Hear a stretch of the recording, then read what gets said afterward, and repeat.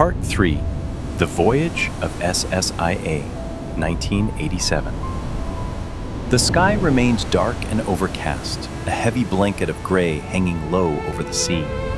Towering waves rose one after another like walls of water before crashing violently onto the tiny boat struggling to push forward. Each time the vessel was lifted high onto the crest of a wave and then dropped into the abyss below, its hull shuddered violently. It felt as though just one more massive wave would be enough to swallow everyone aboard. Yet the boat kept heading toward the open sea. No one had the strength left to speak. The violent vomiting that had overwhelmed the passengers during the first hours of the journey had long since stopped, not because they had grown accustomed to the storm, but because their bodies were so exhausted that there was simply nothing left to throw up. Everyone lay motionless, their faces pale and their eyes tightly shut. Some had drifted into unconsciousness, while others clung to life with only the faintest breath. Inside the cramped cabin, a terrifying silence settled over everyone. No pen could truly capture such a scene. It was more than physical exhaustion.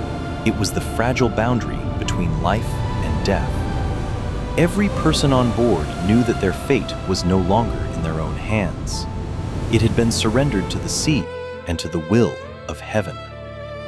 As evening slowly descended, the fading daylight merged with thick black clouds, making the ocean appear even darker. Then, suddenly, two dark silhouettes appeared on the horizon. At first, they looked like tiny dots. Gradually, they became clearer. They were two Vietnamese border police patrol boats. Through the mist and raging waves, they looked like monstrous predators charging straight toward the refugee boat. The atmosphere aboard instantly became tense. Everyone knew exactly what it meant. If the boat stopped, everyone would be arrested and taken back to shore. Interrogations would follow, then imprisonment, along with countless consequences that awaited them. Every hope of beginning a new life would end right there in the middle of the sea. No one wanted to go back. Better to die at sea than to be forced back. Some quietly recited Buddhist prayers. Some called upon the name of Jesus Christ. Others simply whispered prayers to heaven, asking that the little boat be kept safe. In the darkness, the two patrol boats looked like ruthless beasts hunting their prey. The air aboard became suffocating. Without a single word being spoken, everyone understood the gravity of the situation. From behind, powerful searchlights swept across the tiny boat. It was a clear order to stop. No one answered. The little boat did not slow down. Everyone knew that the moment it stopped, hope would die with it. So the boat kept moving forward, even if the price was their lives.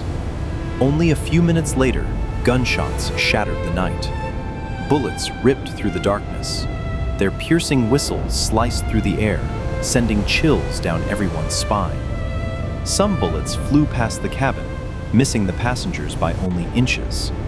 Many people squeezed their eyes shut, holding their loved ones tightly, believing that their final moments had come. But then something extraordinary happened. Not a single bullet pierced the fragile cabin windows. The boat continued racing forward. The sea remained wild. Each time the vessel was lifted high by a towering wave before plunging back down, the bullets seemed to lose their aim. At times, the boat disappeared completely behind a gigantic wall of water, only to emerge moments later in an entirely different position. No one knew whether it was coincidence or a miracle. Many could do nothing but whisper prayers through their tears.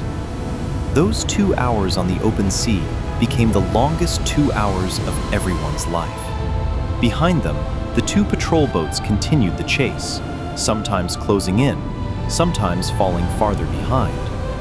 Ahead lay nothing but the growing darkness. Finally, night swallowed the sea. The last traces of twilight disappeared. There was no longer enough light to recognize one another beyond a few feet.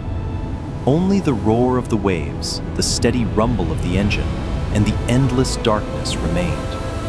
Perhaps realizing that the pursuit had become impossible in such conditions, the two patrol boats gradually slowed down. Their searchlights grew fainter. Then they vanished completely. No one cheered. No one had the strength left to celebrate. They simply stared into the darkness ahead and drew a deep breath, as though they had just stepped back through the doorway of death itself. The little boat continued toward the vast ocean. Everyone knew that countless dangers still lay ahead, but at least on this night, they had survived a deadly pursuit. It was the feeling of standing on the razor-thin line between life and death, where every breath could be the last. No one knew whether the boat would sink before reaching the shores of freedom. They could only continue praying in silence. The little boat gradually disappeared into the endless darkness. Perhaps the night itself had become their greatest ally. Only the sound of the waves remained. Only the steady hum of the engine carried on.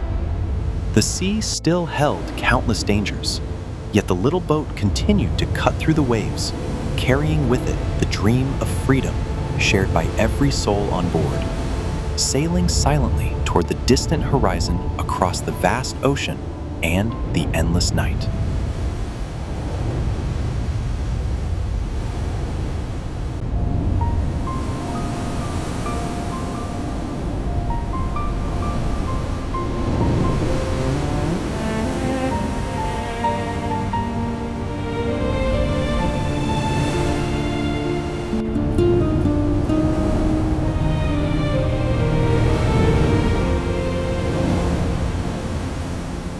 Gray skies drape the world in mourning. The raging sea longed to swallow the boat. Towering waves rose like mighty fortress walls, dragging fragile lives toward the endless void. No more crying, no more words, only fragile breaths against the storm. With eyes closed, each soul clung to hope, entrusting their fate to the sea and to heaven. If we turn back, only tears remain. If we sail on, will tomorrow ever come? In the middle of the boundless sea, there is only one way toward freedom. Beyond the distant horizon, the sunset faded behind dark clouds. Two shadowed ships appeared like demons. Their searchlights tore apart the silent night. Their command to stop, a sentence of death. Still the little boat pressed forward, leaving the storm raging behind. For turning back was no longer escape.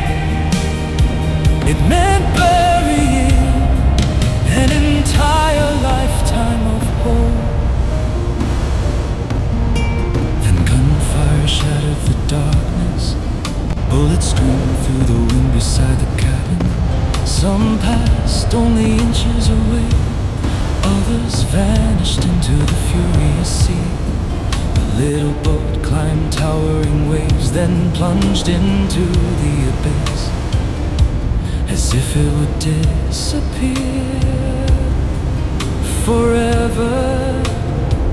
Yet it seemed a hand from heaven was watching over them, guiding the boat beyond the sight of death.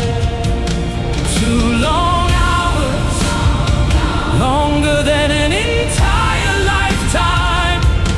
No one knew whether they would live to see the dawn,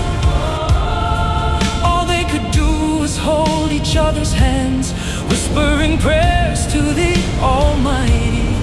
Their tears blended with the salt of the sea, as every prayer drifted into the night wind.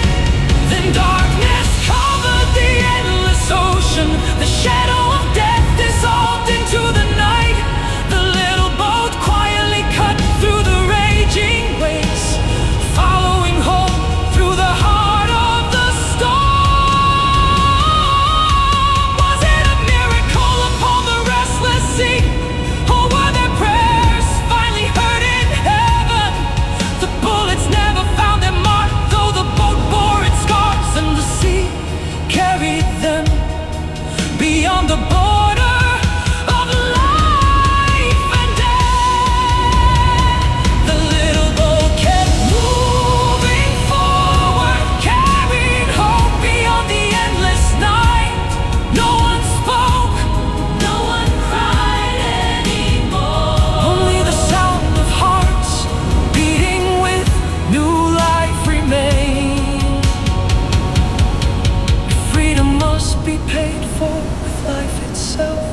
And on this night, even the sea wept with them. To turn back meant chains once more. To move forward meant placing their destiny in heaven's hands. At last, the little boat reached the shore. But that night upon the sea would never leave their hearts. Every step taken on the soil of freedom was paid for with tears, and the thin line between life and death